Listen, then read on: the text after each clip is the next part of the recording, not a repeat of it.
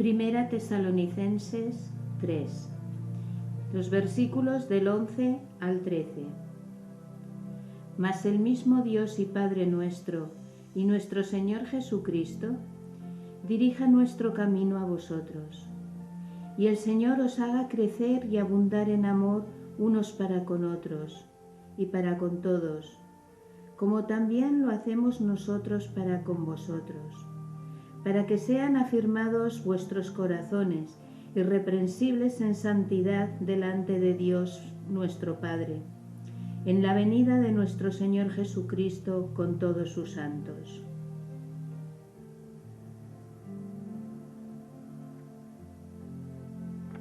Y vimos tres implicaciones que tenían muy claras. Si amamos al Señor, pues esto va a implicar que vamos a adorarle, le admiramos, queremos estar con Él, queremos vivir en comunión con Él, le adoramos, le alabamos.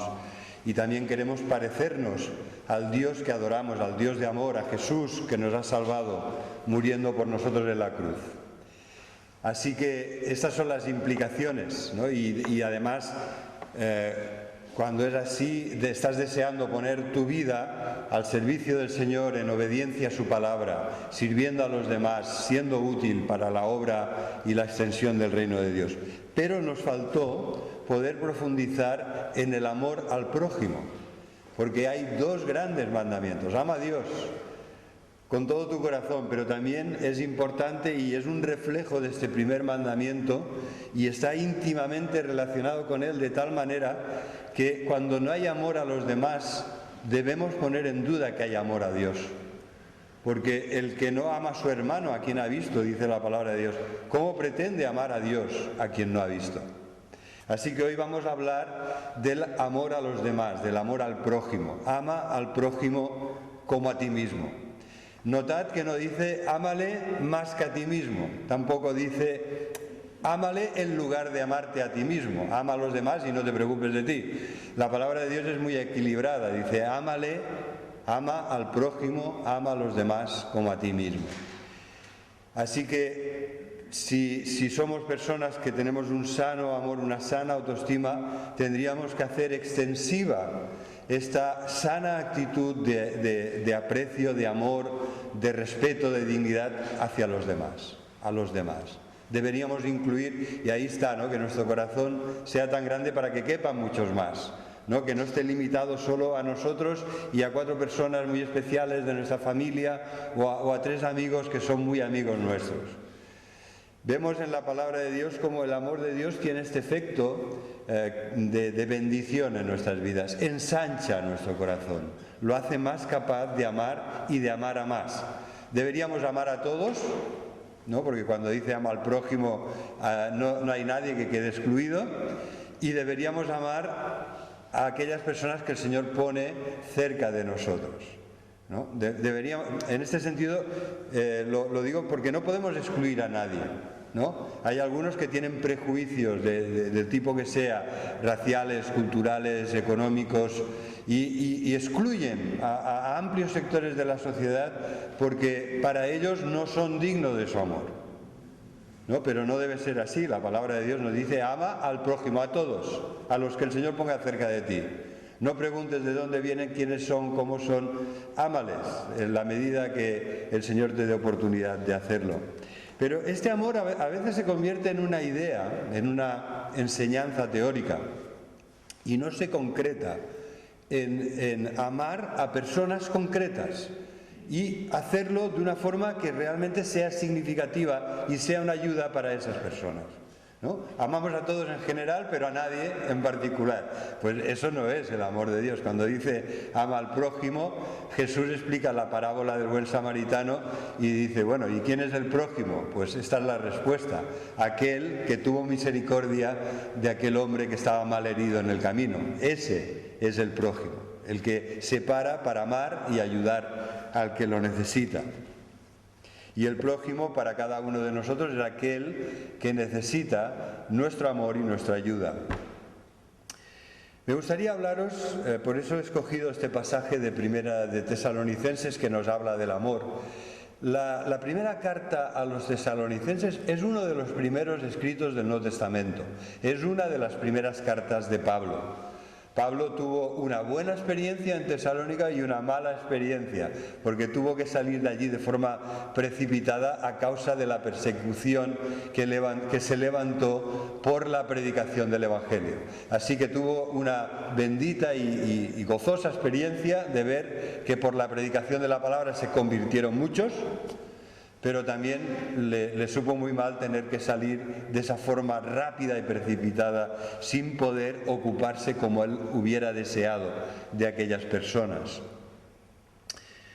Es una carta de amor y nos cuenta una bonita historia de amor, de un amor correspondido, porque Pablo recuerda en esa carta muy personal, recuerda que lo que destaca en la vida de los hermanos de Tesalónica son tres cosas: la fe, una fe que actúa, que obra; destaca también una esperanza en la venida del Señor que persevera, ¿no?, que les da constancia y perseverancia, les da la capacidad de superar pruebas e incluso de sufrir la persecución por amor del nombre de Jesús. Pero sobre todo destaca el amor de estos hermanos que se quedaron allí, humanamente hablando, desatendidos, porque se tuvieron que ir corriendo, pero quedó en ellos un ferviente amor, un sincero amor hacia Pablo y sus compañeros de ministerio.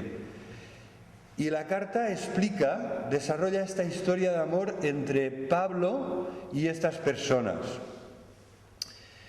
Y es que difícilmente podríamos pensar en algo más importante que el amor. Mirad cuán bueno y cuán delicioso es habitar los hermanos juntos en armonía, en amor, porque allí envía el Señor bendición y vida eterna, dice el Salmo 133. Así que podríamos concluir: si hay más amor, tanto a Dios como a los demás, también habrá más bendición del Señor y más felicidad en nuestras vidas. ¿Estáis de acuerdo con esto?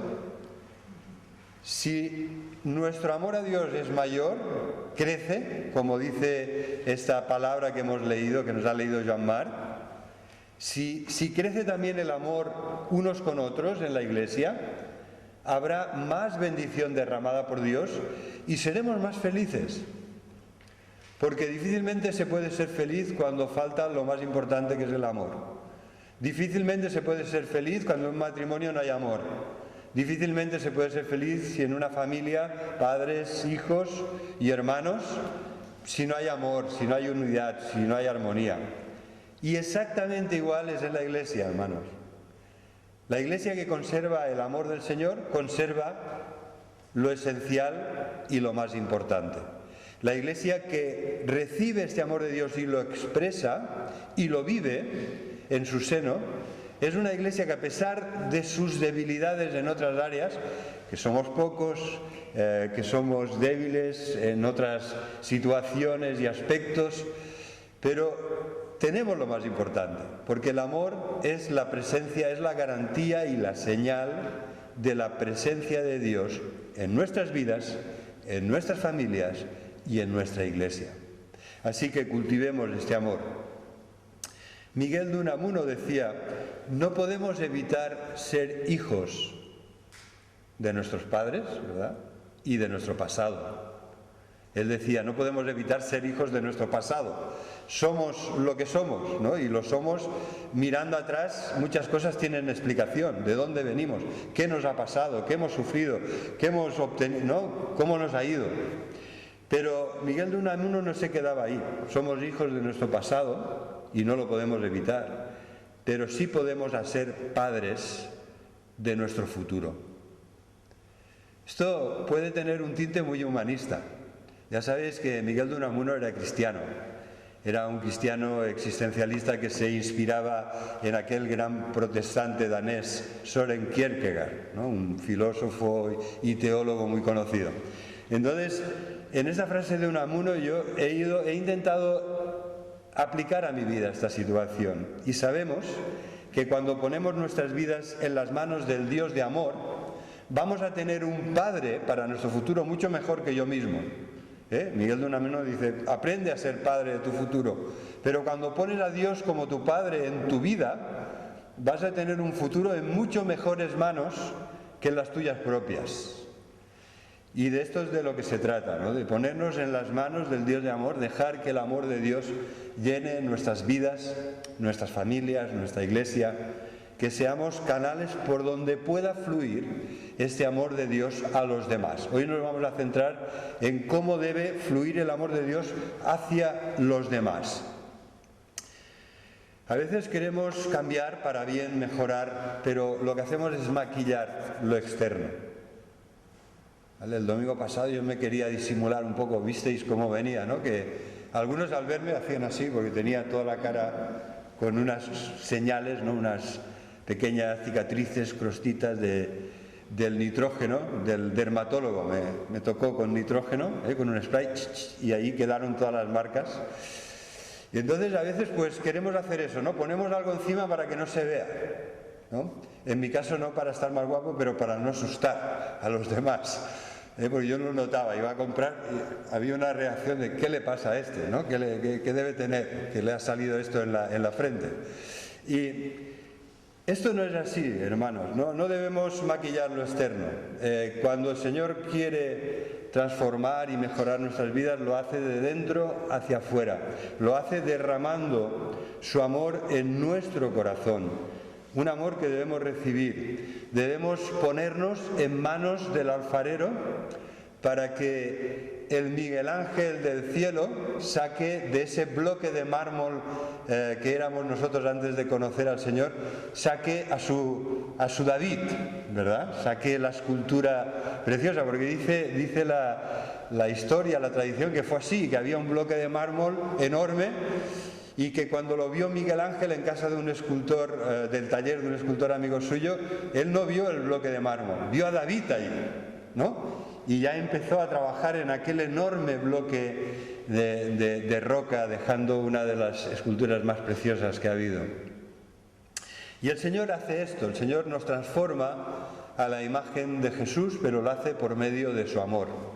No lo hace con la dura vara de la corrección, sin amor, sin ternura, sin misericordia. No, yo creo que justamente el Señor, el bisturí de Dios es su amor, es lo que realmente corta grandes trozos de roca que sobran en nuestra vida, ¿no?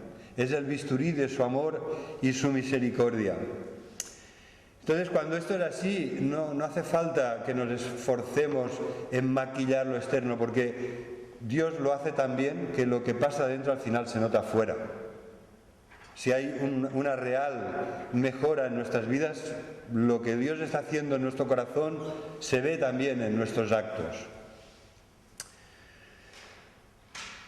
En este sentido, el amor es el bálsamo de las relaciones, ¿no? Nuestra vida está construida con las relaciones, ¿no? Es lo más importante de nuestra vida, relaciones matrimoniales, los que estamos casados, relaciones familiares, relaciones de amistad, que la palabra de Dios también califica con una palabra que significa amor.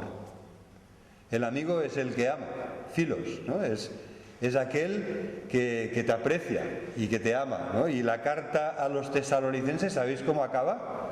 Pues acaba diciendo: saludaos con amor fraternal, porque el beso santo, filema, viene exactamente de la misma raíz que amor, que amigo y que beso santo, ¿no? Y toda esta carta, que es una historia de amor y que nos habla mucho del amor, acaba con esta expresión de amor.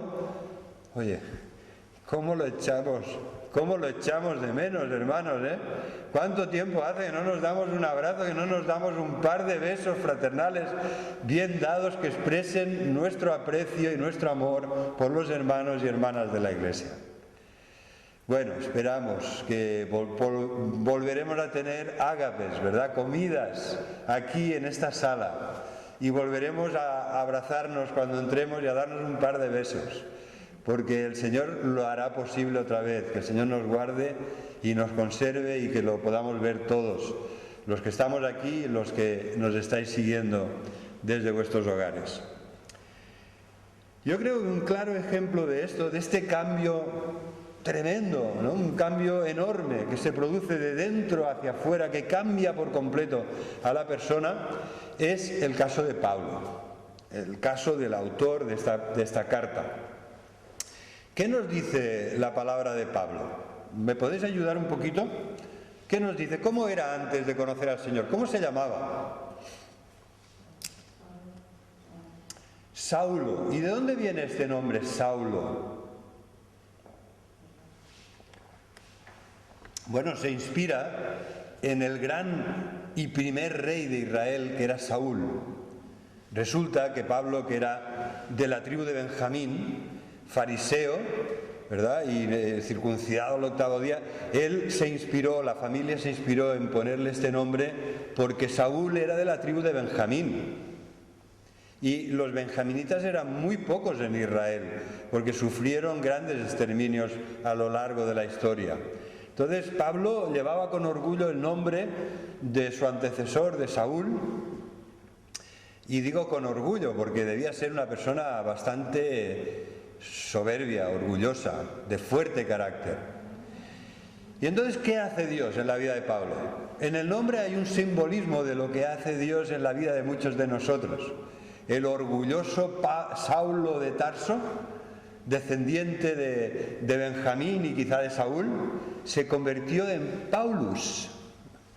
Paulus es una palabra romana que significa pequeño, pequeño, ¿verdad? El Señor le cambió el nombre porque había todo un viaje del orgullo a la humildad en la vida de Pablo, y hubo un gran cambio, porque la palabra de Dios nos dice en Hechos, cuando nos empieza a hablar de Pablo, que Pablo, respirando amenazas y muerte, perseguía a la iglesia del Señor. A ver, es una expresión muy fuerte. Pablo estaba allí aprobando la muerte del primer mártir del cristianismo, que era Esteban. Él se quedó allí y dio su aprobación a la lapidación, es decir, a la muerte a pedradas de Esteban. Y después de esto dice que Saulo estaba todavía más enfurecido y perseguía a muerte a la iglesia, respiraba amenazas y muerte. Entonces, por esta razón, hay un gran cambio en este hombre, que aquí en esta carta es la epístola del amor. La epístola de su amor tremendo hacia Dios, hacia Jesús, al Jesús que perseguía. Pablo se rindió en amor por él y se puso a los pies de Jesús y le dijo: Señor, ¿qué quieres que yo haga? Te voy a servir, te voy a proclamar, voy a hacer lo que me digas. Y después de un largo periodo de preparación, vemos al apóstol Pablo como el apóstol del amor, aquel que respiraba amenazas y muerte, aquel que estaba lleno de orgullo espiritual como fariseo, aquel que era cruel y perseguidor de la iglesia, estaba dispuesto a morir y murió por la iglesia. Pero el amor de Pablo no tanto lo vemos en la muerte como mártir por la iglesia, sino en una vida totalmente consagrada para servir a Dios en la iglesia. A mí me gustaría hablaros hoy de ¿qué es amar de verdad? ¿Lo podemos ver en la vida del apóstol Pablo? ¿Podemos ver lo que es amar de verdad? En la vida de este hombre cuyo cambio, explicadme, ¿cómo podemos explicar un cambio como el que se ha obrado en la vida de Pablo? ¿Cómo se puede explicar? ¿No? ¿Se ha vuelto loco?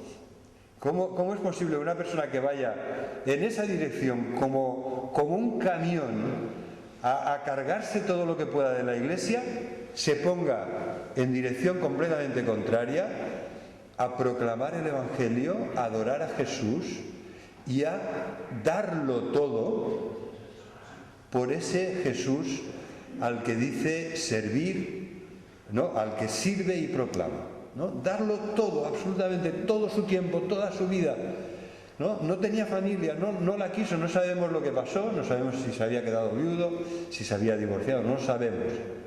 Seguramente era un hombre que había estado casado porque formaba parte de la estructura de autoridad de Israel, y un soltero no hubiera accedido a esos lugares. Pero en realidad no hay ningún dato biográfico que nos dé detalles de esto. Lo que sí sabemos es que él renunció a todo por amar y servir a Jesús y a la Iglesia, a ambos. Pablo entendió muy bien que para amar y servir a Dios había que amar y servir a la Iglesia que había perseguido. Y entregó hasta su último aliento y todas sus fuerzas todos los días de su vida. Y esto me lleva a un punto que quisiera, al final, amar en el terreno práctico, amar de verdad, es dar tu vida. No es dar de lo que te sobra, no es dar aquello que no valoras, a lo que para ti no tiene importancia, es darte a ti mismo. Es dar tu vida, es dar tu tiempo, es escuchar al que necesita que le escuches, hablar con las personas que necesitan tu compañía y tu conversación, es ayudar a los necesitados, es proclamar y explicar el Evangelio a los que no conocen al Señor. Porque esto Pablo lo tenía muy claro, que la expresión del amor a los que no conocían al Señor, tanto a los judíos como a los no judíos, consistía en primer lugar en predicar el Evangelio, en explicarles por qué su vida había cambiado de esa manera. ¿Cómo es que Saulo de Tarso ahora era Pablo, el apóstol del Dios de amor? Pablo tenía muy claro que cuando una persona está en condenación, cuando una persona está andando por el camino ancho que lleva a la perdición, si le amas, intentarás ponerte delante y hacerle recapacitar y que se dé cuenta de que está andando, de que ha entrado por una puerta ancha y que está andando por un camino ancho, pero que lleva a la condenación. Ese es el amor. Porque en el mundo en el que vivimos hay muchas ONGs que hacen otro tipo de ayuda práctica, de comida, de ropa, asistencia psicológica o jurídica o del tipo que sea. Pero decidme, ¿cuál es la ONG que ha recibido el encargo de Dios de predicar el Evangelio de su gracia, de hablar de su amor, de abrir, ¿no?, con el poder del Espíritu Santo, de que sean abiertos los ojos de los que escuchan el mensaje para que se den cuenta de que están en condenación y que solo si se arrepienten de sus pecados y confían en Jesús, solo así podrán salvarse? Esta es nuestra misión. El amor al prójimo, punto número 1, empieza que si no conocen al Señor, nuestra misión es ayudar para que lo conozcan. Quizá no nos puedes llevar de 0 a 100, ¿verdad? Quizá no los puedes llevar de una actitud blasfema y contraria a Dios a que se arrodillen a los pies de Jesús y clamen por perdón y salvación. Normalmente esto no pasa en un instante. Y normalmente esto no es fruto de una sola conversación. Pero si están a 0 y tú les ayudas a llegar a 50, pues ya has hecho mucho. Quizá después de ti vendrá otra persona que andará la segunda milla con esa persona que te ha escuchado. Así que esta es nuestra misión. El amor es la señal suprema de que somos del Señor, de que somos la Iglesia del Señor. Mirad cómo se aman. Este era el testimonio de la Iglesia. Mirad cómo se aman. Cuando hay amor de verdad, esto nadie lo puede contradecir, ni lo puede anular, ni lo puede ocultar. El amor se manifiesta, brota y se manifiesta y se extiende. Así que, como os decía, sigamos el ejemplo de Pablo, que les dice a estos hermanos de Tesalónica que les ama muchísimo, que les ama muy intensamente, que les ama y les echa mucho de menos. Les dice cosas muy bonitas a lo largo de esta carta y agradece mucho que este amor de Pablo por ellos sea correspondido y les dice: ¡guau! Ahora sí que estoy tranquilo y contento, gozoso, ahora que sé que nos amáis y que estáis firmes en la fe. ¿Verdad? Pablo les ama tanto que en un sentido vive o se desvive en función de las noticias que recibe de ellos. Así que sigamos el ejemplo de Pablo. En el capítulo 2 me gustaría leeros unas expresiones de Pablo a estos hermanos de Tesalónica, que nos hablan de la primera característica del amor verdadero, y es que busca la cercanía emocional y espiritual. Vamos a ver aquí en el capítulo 2 de la primera carta, dice el versículo 7, fuimos tiernos entre vosotros como la nodriza que cuida con ternura a sus propios hijos. Primero les ha dicho, mira, todo el mundo sabe de cómo os habéis convertido de los ídolos a Dios para servir al Dios vivo y verdadero y esperar de los cielos a su Hijo, al que resucitó de entre los muertos. Y aquí unas líneas después les dice, sabéis que fuimos entre vosotros como una madre que cuida con ternura a sus propios hijos. A ver, en la época de Pablo, una sociedad patriarcal, machista, Pablo está diciendo aquí, a ver, os amo tanto que yo fui como una madre para vosotros. Una madre llena de ternura que os cuida, que quiere lo mejor, que os alimenta, que os abriga, que os lava. ¿Verdad? Toda esta imagen de la madre nodriza que está cuidando de sus bebés es la que utiliza Pablo para hablarles de su amor. Y unas líneas después, en el versículo 11 dice, y también sabéis de qué modo, como el Padre a sus hijos, os exhortábamos y consolábamos y os encargábamos que anduvieseis como es digno de Dios. ¿Verdad? Como una madre, pero también como un padre lleno de amor, que les cuida, que les instruye, que les anima, que les exhorta, que les encarga sobre todo que vivan unas vidas como es debido, para la gloria de Dios. Y después me ha llamado mucho la atención también el sentimiento tan fuerte que tiene Pablo en el versículo 17 del segundo capítulo, cuando dice, oh nosotros hermanos, separados de vosotros por un poco de tiempo, de vista pero no de corazón, tanto más, mirad cuánto énfasis, tanto más procuramos con mucho deseo ver vuestro rostro. Tuvieron que salir deprisa y corriendo a causa de la persecución. Y Pablo les dice, literalmente, nos sentimos huérfanos. Les ha dicho que era como una madre, como un padre, y ahora les dice, os echamos tanto de menos que esta separación de vosotros me hace sentir como un huérfano, como una persona privada del cuidado de sus padres, ¿no? Que ha perdido a sus padres. O sea, el amor de Pablo sale por todos los poros en esta carta. Es realmente impresionante, ¿no? Sentimiento de orfandad. Pablo les asegurará después, ¿no? Porque les habla primero de sus sentimientos, pero después les dice, mirad, no sabéis lo que hemos llegado a hacer para volver a Tesalónica, para volver a veros, para volver a estar con vosotros.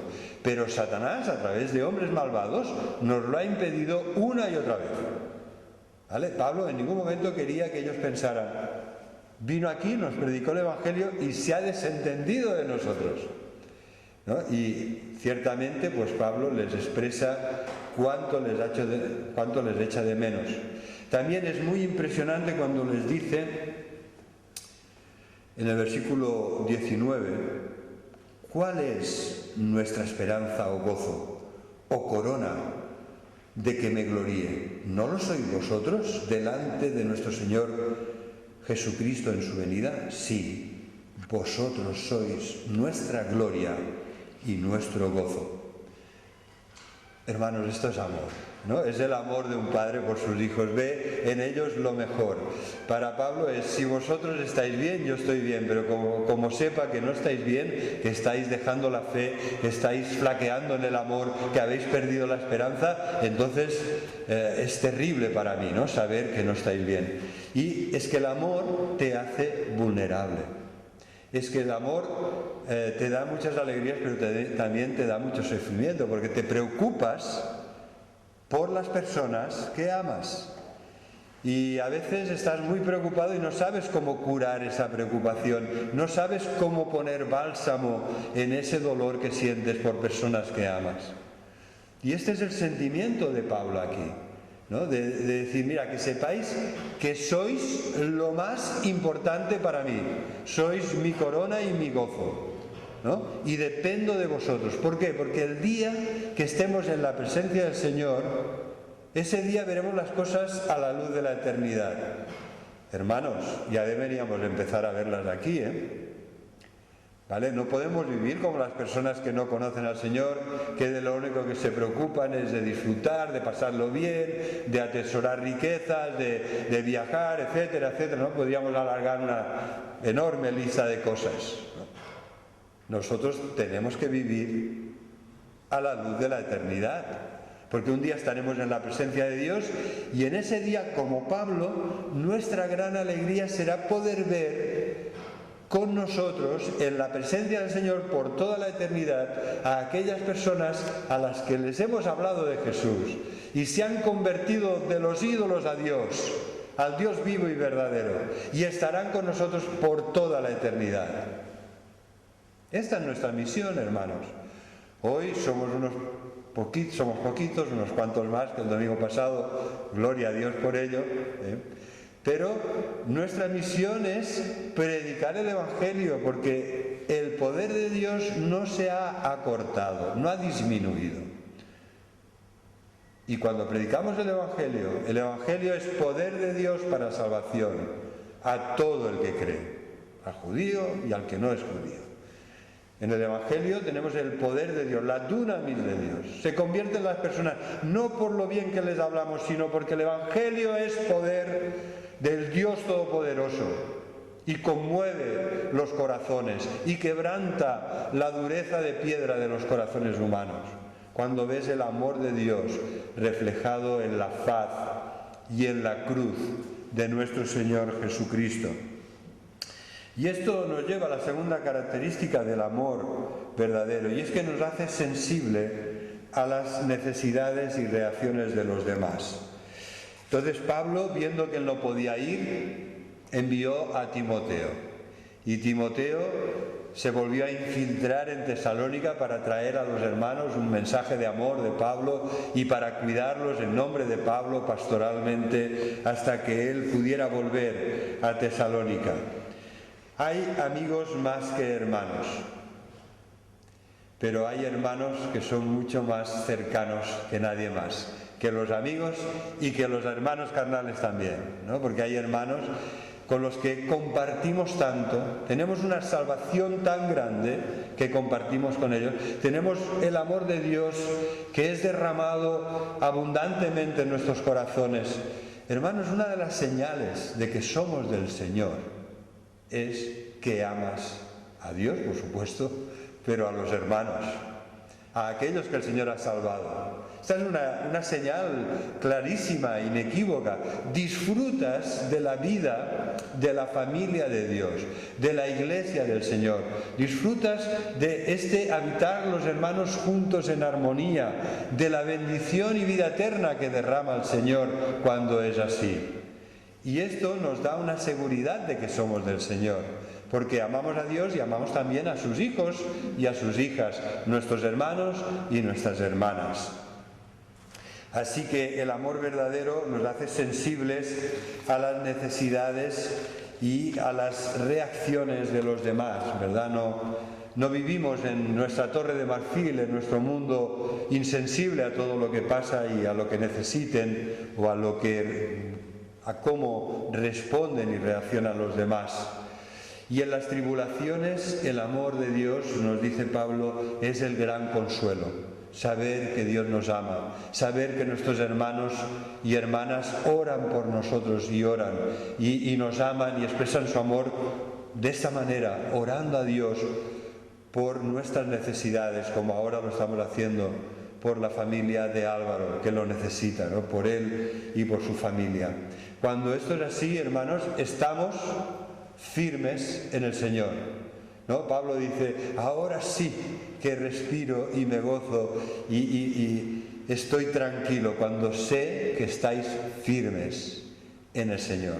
Para estar firmes en el Señor debemos estar firmes en su palabra y en sus promesas. Quisiera contaros un ejemplo, ¿no? Estos días hemos vivido una ola de frío terrible y se decía que, bueno, se ha salido en las noticias, ¿no?, que al limpiar las calles de Madrid han encontrado a una persona enterrada en la nieve, en el hielo, cubierto con cartones. No, yo lo pensaba, porque aquí en Barcelona, sin ser un frío tan terrible como el que ha habido en otras partes de España, hemos llegado a más de 30 bajo cero, en zonas de montaña, y algunas capitales han pasado, Teruel, los 15 bajo cero. Realmente, hermanos, qué triste cuando pasan estas cosas, porque vivimos en un país rico, lleno de edificios, lleno de lugares que hubieran podido acoger y albergar a esa pobre persona que murió de frío. Tengo un amigo que estudió con nosotros aquí en Castelldefels, pastor evangélico, que acogió en su casa un invierno frío, no tan frío como el que hemos pasado ahora, pero él acogió en su casa al que nadie quería, aquel alcohólico que todo el mundo rechazaba y daba de lado porque lo conocían todos en el pueblo, y era un hombre de mal vivir, que había malgastado su dinero y su vida, pero él le dio pena verlo pasando frío y hambre en algunas ocasiones, y lo acogió un tiempo en su casa. Y hermanos, esto es el amor. El amor no es una teoría. El amor es que hubiéramos podido abrir la iglesia, poner colchonetas, traer sacos de dormir, poner la calefacción, y que aquí hubiera habido personas como arriba, ¿verdad? En el hogar de acogida, aquí arriba hay un hogar, en los pisos de arriba hay un hogar de acogida con poca capacidad para 5 personas, pero donde se acoge a personas sin techo. Así que esto es el amor de Dios, ver la necesidad y reaccionar. ¿Cómo mora el amor de Dios en él? Dice el apóstol del amor, el apóstol Juan: si aquel que ve a su hermano tener necesidad, cierra su corazón a él.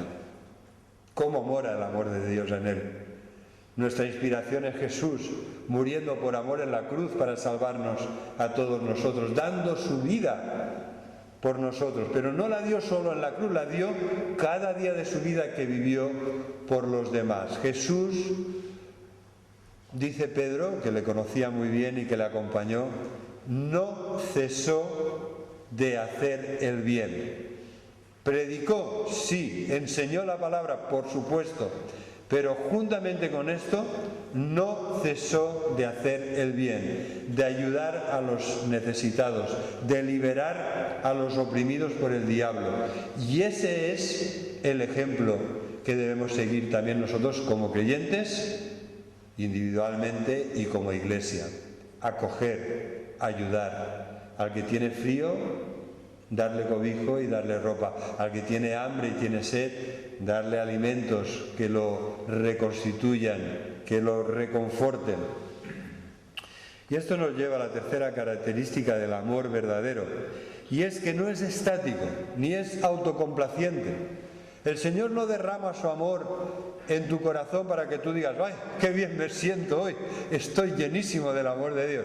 Y te des la vuelta y te olvides de las necesidades de los demás. ¡Ay, qué bien me siento! ¿No? ¡Qué feliz! ¡Qué lleno estoy del amor del Señor! ¿Entonces de qué sirve? ¿No? Como dice Santiago, a ver, si alguien viene a llamar a tu puerta y te pide ropa y comida, ¿de qué le sirven tus buenas palabras? Dale algo. Dale algo que lo reconforte, dale algo que lo abrigue. ¿No? Hablando de la fe sin obras, que es muerta, lo dice así Santiago, ¿no? Y realmente hemos de entender bien esto. El amor derramado en nuestro corazón por el Espíritu Santo de una forma abundante no es para autocomplacencia, es para darlo a los demás. No estamos llamados a ser cisternas agrietadas en las que el agua se estropea, se estanca y se va corrompiendo, sino para ser canales de frescas aguas del amor de Dios a los demás. Y entonces, cuando es así, el amor no es estático. Lo leíamos aquí en este pasaje. que el Dios y Padre nuestro y nuestro Señor Jesucristo os haga crecer y abundar en amor, unos para con otros y para con todos, como también lo hacemos nosotros para con vosotros. Es decir, Pablo se pone de ejemplo, ¿no? Y esto es muy arriesgado. Tú no, ¿verdad? No te atreverás a ponerte de ejemplo si no lo eres. Pero él, que les dijo, soy como, vamos, sí, tengo un corazón lleno de amor por vosotros, como una madre, como un padre, ¿no? Os amo entrañablemente, intensamente. Y él se pone, juntamente con Silas y juntamente con Timoteo, como ejemplos del amor de Dios que fluye a través de sus vidas. Que el Señor os haga crecer y abundar en amor. Hermano, ¿estás lleno del amor de Dios? ¿Estamos llenos del amor de Dios? Pues espero que sí. Pues si es así, que sepas que puede crecer y que puede abundar. Qué bueno que estemos llenos del amor de Dios, pero debemos ser muy conscientes, ¿verdad?, de que no es estático, de que no es algo estancado, que debe crecer y abundar en nuestras vidas, que debemos ir a buscar a Dios el maná de cada día, el amor que necesitamos para cada día, porque somos canales, no somos fuentes de amor, somos canales, ¿verdad? No somos luz, reflejamos la luz del amor de Dios, pero no la generamos nosotros, ni generamos nosotros el amor, somos canales del amor del Señor. Es así, hermanos, siempre podemos crecer y abundar un poco más, con más sabiduría, con más discernimiento, porque el amor de Dios no es simplemente un sentimiento fuerte de amor, es hacer el bien, es hacer lo correcto, es obedecer la palabra de Dios, es amar a los demás como Dios nos dice en su palabra que debemos hacerlo. ¿Vale? Porque a veces hay un sentimiento de amor muy fuerte, pero hay amores que matan, ¿eh? Hay amores que no dan una a derechas, ¿eh? Y que en vez de ayudarte te perjudican. Entonces, por favor, ama con discernimiento, conforme a los cauces que la palabra de Dios da para que canalicemos su amor y lo hagamos llegar a otros. Tanto es así que dice Pablo un poco más adelante, 1 Tesalonicenses 4:9, acerca del amor fraternal: no tenéis necesidad de que os escriba, porque vosotros mismos habéis aprendido de Dios que os améis unos a otros, y también lo hacéis así con todos los hermanos que están por toda Macedonia, Grecia, el norte de Grecia.